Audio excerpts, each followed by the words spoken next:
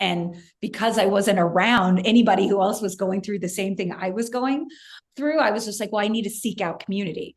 So I would go to networking events, and everything from like the Chamber of Commerce to like, BNI to like, everything you could possibly imagine I was going to show up to. But in most of those spaces, it was old white men. And they were very salesy and just like, hey, here's my card. What do you want? Da, da, da, ba, ba, ba.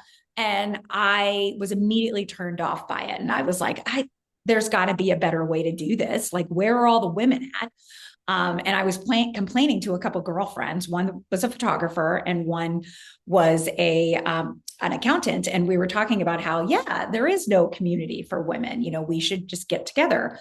And we started with a dinner party with like 5 or 6 of us. And, the interior designer was now hiring the photographer. The hairstylist was now working with the accountant. And I was just noticing that we were all hiring and working with each other. And then they just kept bugging me to have another dinner party. They were like, well, can I bring my friend who's a doula? Can I bring my friend who's a coach? I was like, sure, bring them all. And then the next thing I knew, I had a backyard full of like 20 women, all of varying ages, races, experience levels, and doing very, very different things, but all entrepreneurs. And that's when I thought, I think I need a website and I need a place where we can all come together. And the big, catalyst behind BRA was to keep the money flowing between the members. So one of our biggest, core tenets is hire each other first. So if you need a doula, if you need an accountant, if you need a new podcast to listen to, if you want a fabulous new handbag, you would go to BRA's directory.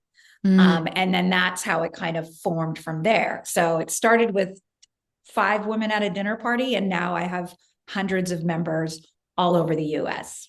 And technically I can say I'm international because I have someone in Canada.